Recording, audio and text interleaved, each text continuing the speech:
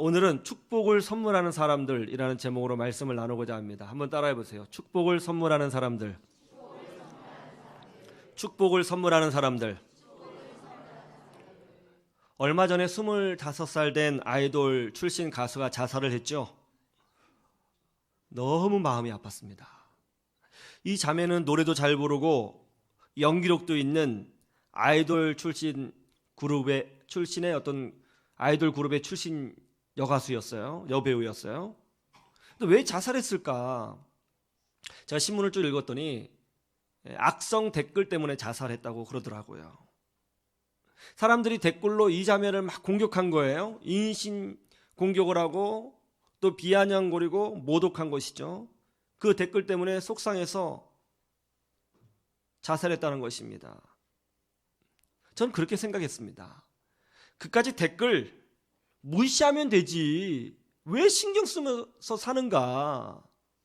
그냥 막 무시해버리면 되지. 그거 별것 아니야. 그거 왜 신경 써? 그렇게 생각한 적이 있어요. 그런데요, 그것이 아니더라고요. 하루는 제가 신문을 보는데 어떤 사람이 기독교에 대해서 조롱하고 비하했습니다. 예수님을 비하했습니다. 화가 났어요.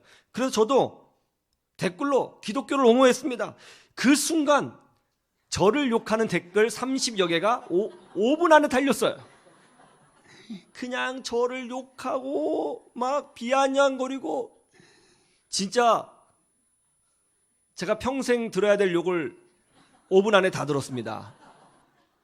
얼마나 화가 나는지요. 제가 아이디, IP 추적해서요 복수해주고 싶었다니까요. 야, 이거 댓글로 공격받을 때 이게 쉽게 무시하고 참을 수 있는 게 아니구나. 이게 뭔가 감정이 들어있구나, 여기에. 이게 쉬운 게 아니구나.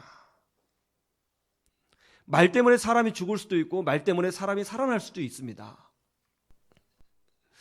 혹시 여러분은 말 때문에 후회한 적 없으세요? 그때 그 말을 하지 말았어야 됐는데, 내가 왜 그때 그 말을 했을까? 그러지 말았어야 되는데 후회한 적 없어요? 저는 그렇게 후회한 적이 많습니다.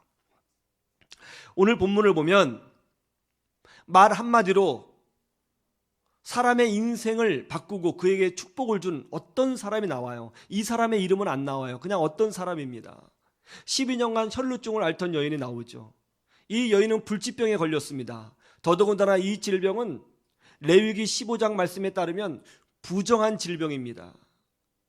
이 여인과 접촉하면, 옷깃이라도 스치면 그 사람도 부정해지죠.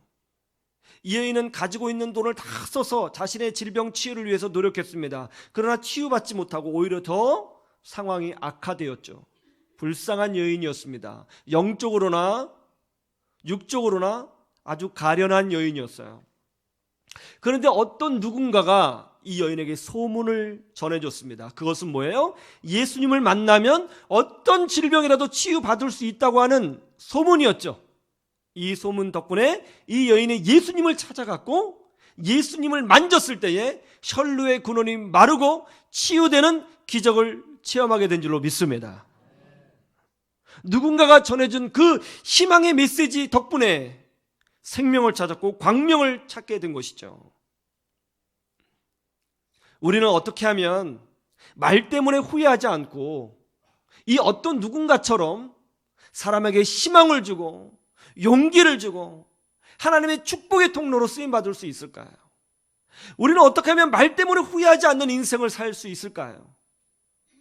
여러분은 어떻습니까? 여러분은 말 때문에 후회한 적이 없나요?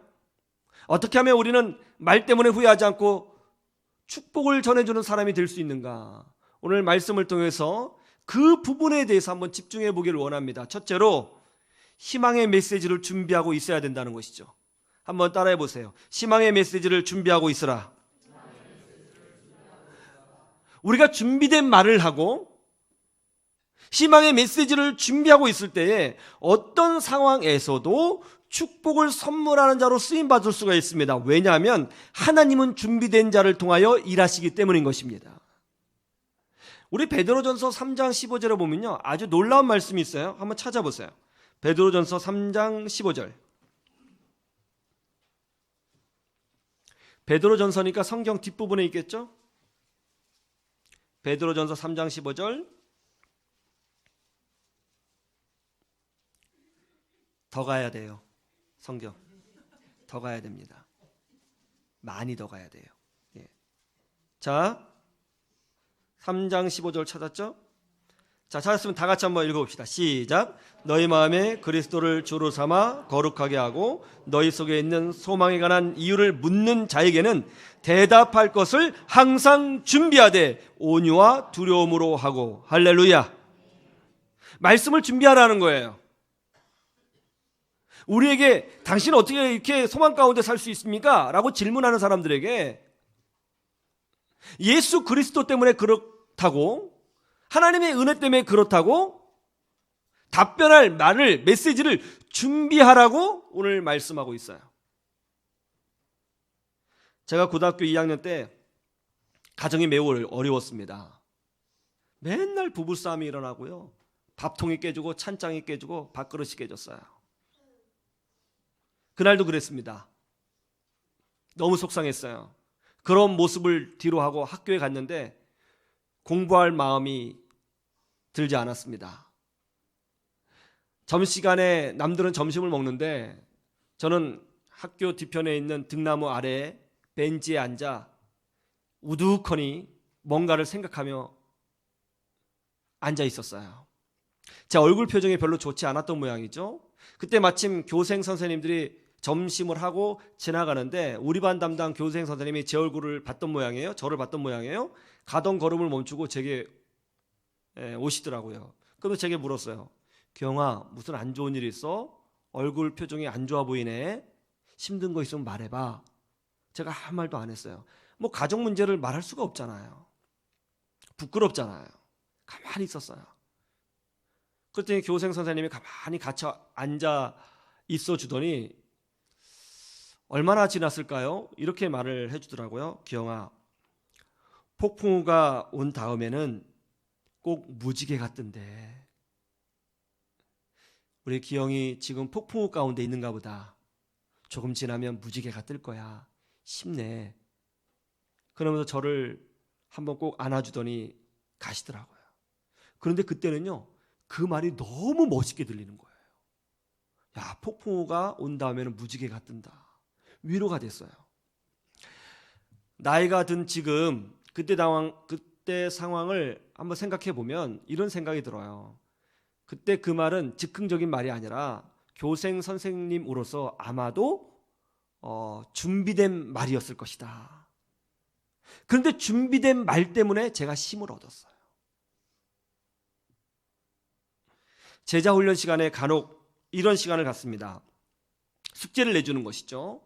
집에 돌아가서 남편이나 아내에게 혹은 자녀에게, 부모님에게 사랑을 고백하기, 이런 숙제를 내줘요. 그래서 이제 배우자를 만날 때, 자녀, 부모님을 만나면 사랑합니다. 당신의 존재가 저에게 가장 큰 선물이에요. 사랑하는 딸, 사랑하는 아들, 우리 딸이, 우리 아들이 잘하든지 못하든지 엄마는 괜찮아. 너의 존재 자체가 엄마에게는 가장 큰 행복이거든. 이런 말을 준비시켜서 집에 가서 해보라고 숙제를 내줘요.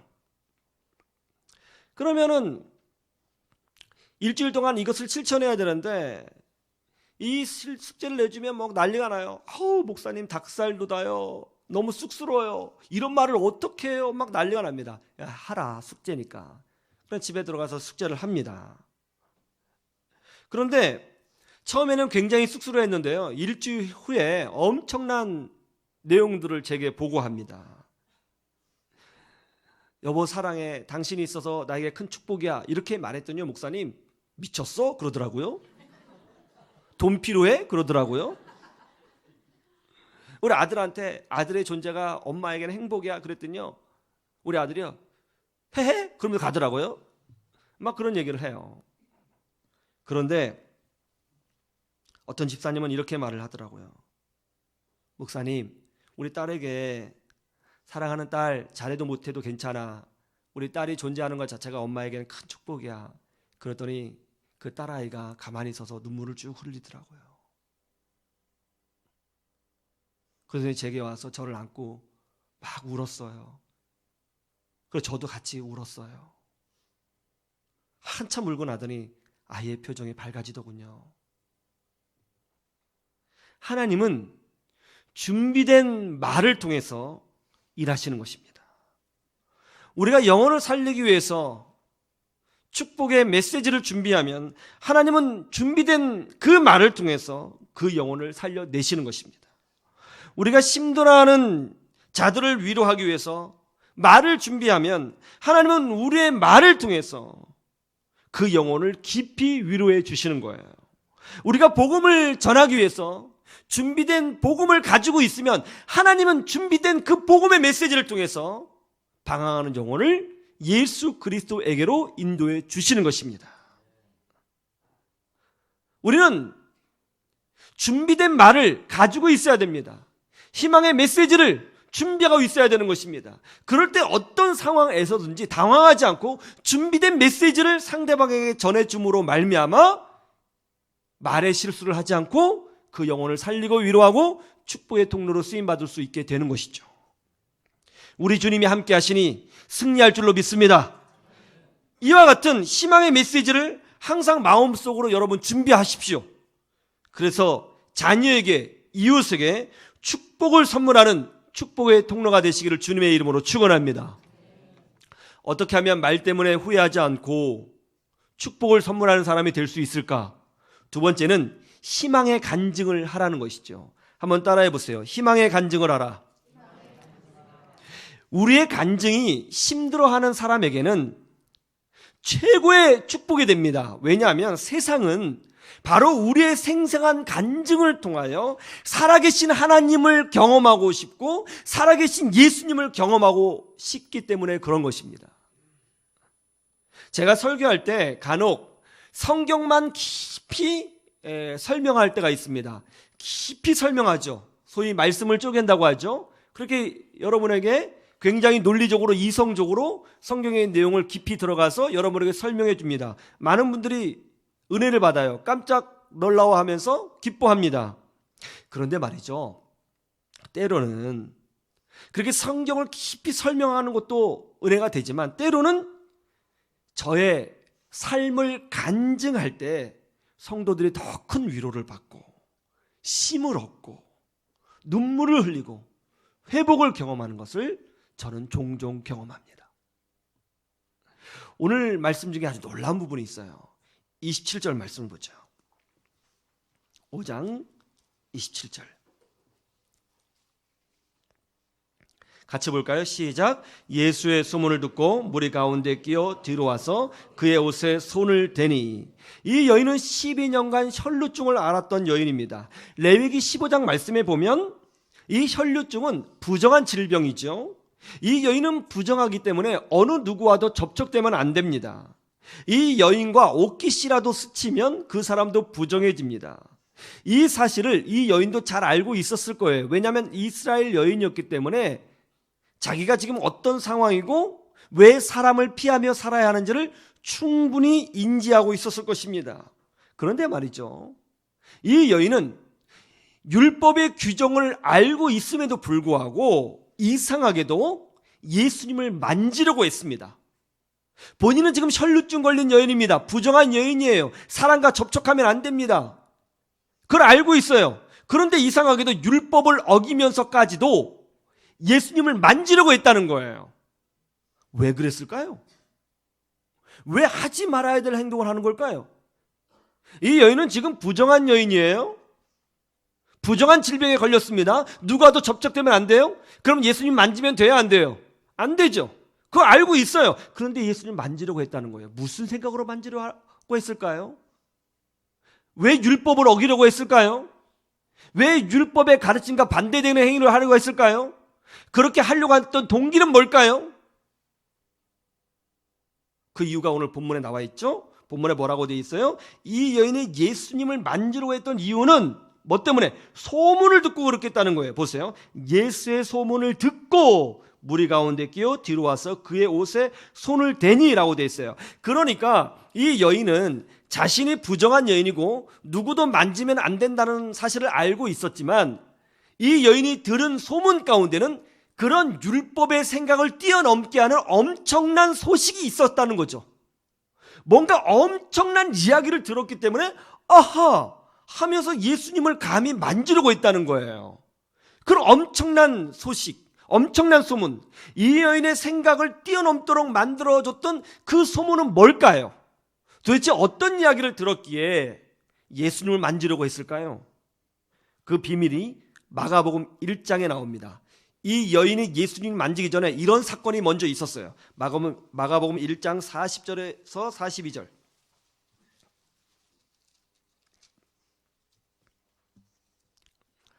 40절에서 42절. 한 나병 환자가 예수께 와서 꿇어 엎드려 간구하여 이르되 원하시면 저를 깨끗하게 하실 수 있나이다.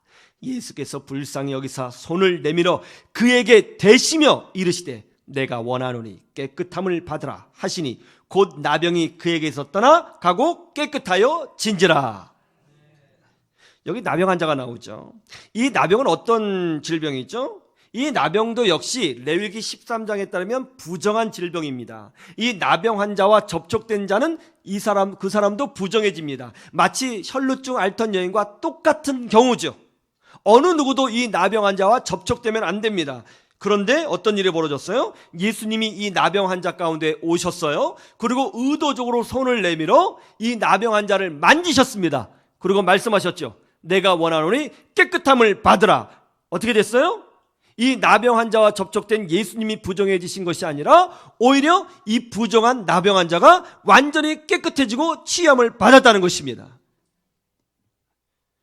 여러분, 부정한 것이 예수님과 접촉하게 되면 예수님이 부정해지시는 것이 아니라 부정한 것이 거룩하게 된다는 것을 믿으시기를 주님의 이름으로 축원합니다. 누구든지 예수 그리스도와 믿음으로 접촉될 때 치유의 역사가 일어나게 되는 것입니다. 하나님은 우리가 예수님과 접촉되기를 원하시는 것입니다. 하나님은 우리가 믿음으로 예수님만 붙잡기를 원하시는 것입니다. 여러분, 이 나병 환자가 예수님 때문에 치유받았어요. 어떻게 해요? 접촉되어 치유받았어요. 원래는 접촉되면 안 되는 거잖아요. 율법을 뛰어넘었어요. 이 나병 환자가 어떻게 했을까요? 이렇게 했어요. 45절. 동네방네 소문을 냈습니다. 45절. 한번 가죠. 한번 읽어보죠. 시작. 그러나 이 사람이 나가서 이 일을 많이 전파하여 널리 퍼지게 하니 그러므로 예수께서 다시는 드러나게 동네에 들어가지 못하게 하시고 오직 바깥 한적한 곳에 계셨으나 사방에서 사람들이 그에게로 나아오더라. 아멘. 이 나병 환자가 어떻게 했어요? 동네방네 소문을 냈어요. 자신이 치유받은 것을 이야기해 줬어요. 간증했어요. 이렇게 간증했겠죠. 여러분, 제 몸을 보십시오. 저는 원래 나병 환자였습니다. 저는 사람들이 제게 가까이 올 때 나는 부정하다, 부정하다 이렇게 소리를 쳐서 그 사람이 저에게 가까이 오지 못하도록 만들어야 했습니다. 왜냐하면 저는 부정하거든요.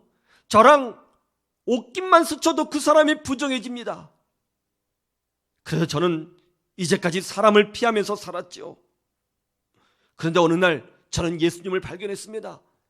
예수님을 보자 제가 소리를 지르면서 주님, 저를 불쌍히 여겨주십시오 하면서 그 자리에 꿇어 엎드려 치유를 간구했어요. 제가 주님께 치유를 간구할 그때에 눈에서 눈물이 쏟아졌습니다. 가족과 떨어져 산 지도 10년이 넘었을 겁니다. 너무너무 고통스러웠습니다. 그런데 말이죠, 놀라운 일이 벌어졌어요. 예수님이 제게 가까이 오시더니 손을 내밀어 제 몸에 대려고 했습니다. 저는 놀라서 몸을 피했어요. 그런데도 예수님은 눈짓으로 제게 안심하라고 표현을 하신 후에 제 몸에 손을 댔습니다. 저는 어떻게 할 수가 없었습니다. 그러면 예수님도 부정해지시는 거잖아요. 그런데 그때 예수님이 이렇게 말씀해 주시더라고요. 내가 원하노니 깨끗함을 받으라. 그러자 그 순간 제 몸이 치유해지고 깨끗하게 완전히 회복이 되었습니다.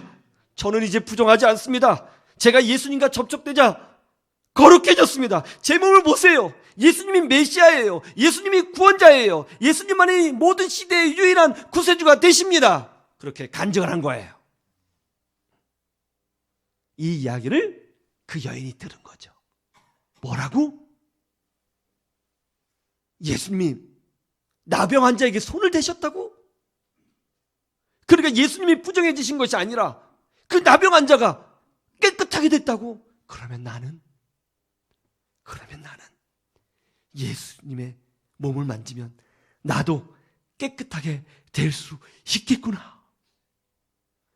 예수의 소문을 듣고 물 가운데 껴 예수의 몸에 손을 대고자 하니,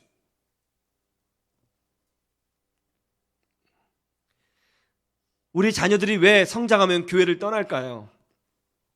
부모님에게서 간증을 듣지 못한 것입니다.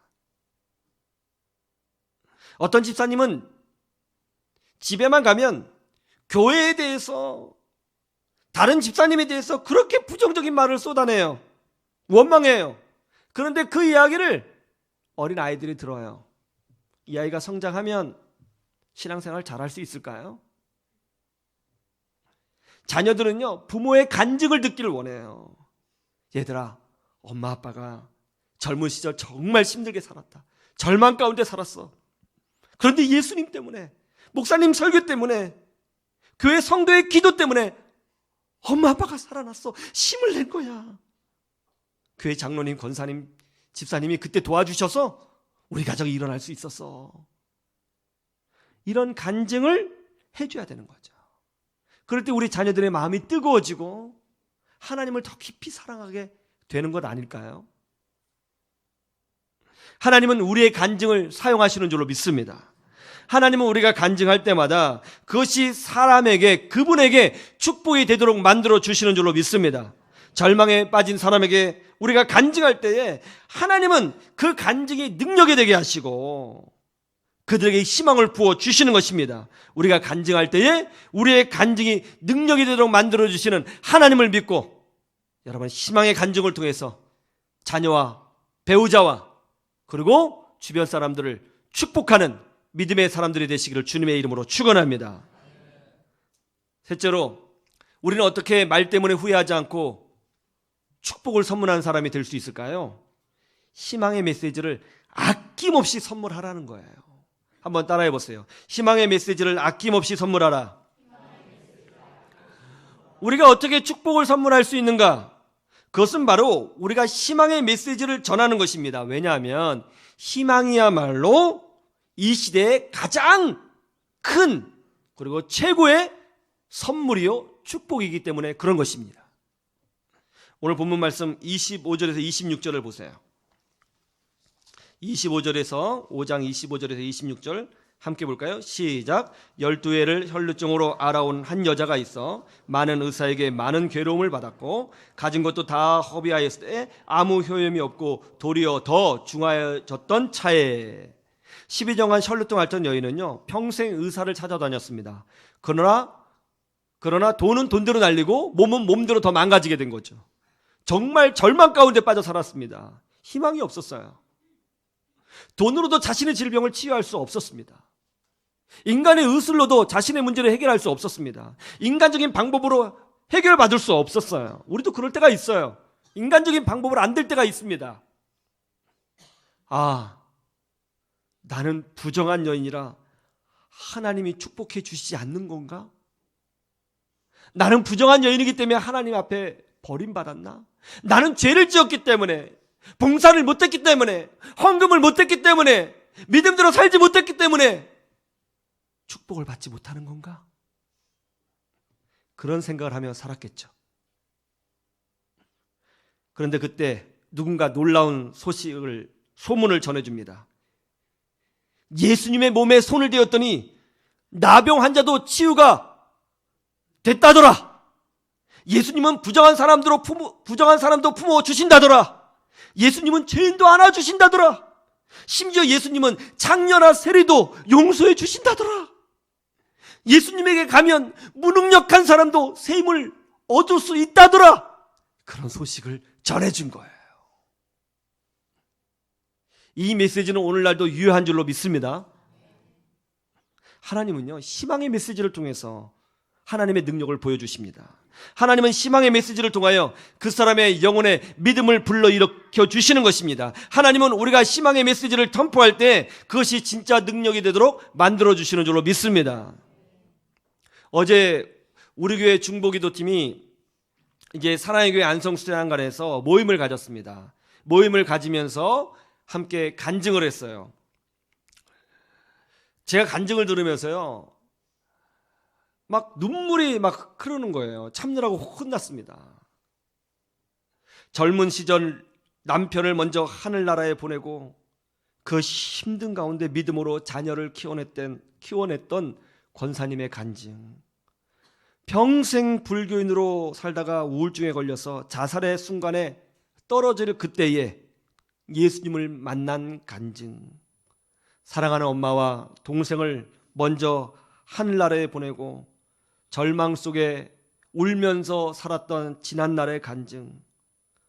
엄마 없이 알코올 중독인 아빠와 함께 살면서 가정폭력을 경험했던 어떤 집사님의 간증. 가정 문제로 공황장애가 와서 죽을 고통 가운데 살았던 간증. 그 간증을 들으면서요, 나에게도 저런 아픔이 있었지. 나에게도 저런 아픔이 있었지. 저도 막 눈물이 나더라고요. 그런데 이렇게 간증했던 분들이요, 한결같이 이렇게 희망의 메시지로 마무리를 하더라고요. 그렇지만 지금은 다릅니다. 그때 그런 고통이 있었지만 저는 예수님을 만났고 치유받았습니다. 변화받았습니다. 가정이 회복되었습니다. 완전히 다른 인생을 살고 있습니다. 제 안에 예수 평강, 예수 기쁨이 있습니다.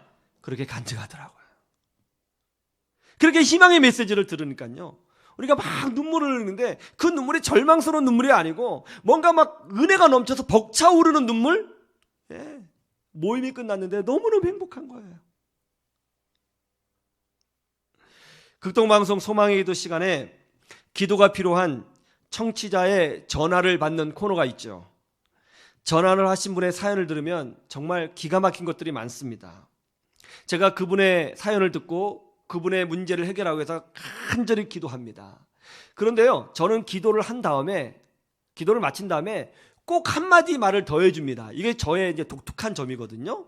이제 방송국에서도 알아요. 이게 독특한 점이라는 게. 그게 뭐냐면, 기도를 다 끝냈어요. 그럼 이제 기도 받으신 분이 아유 목사님 감사합니다 이렇게 인사를 해요. 그럼 제가 뭐라고 하는지 아세요?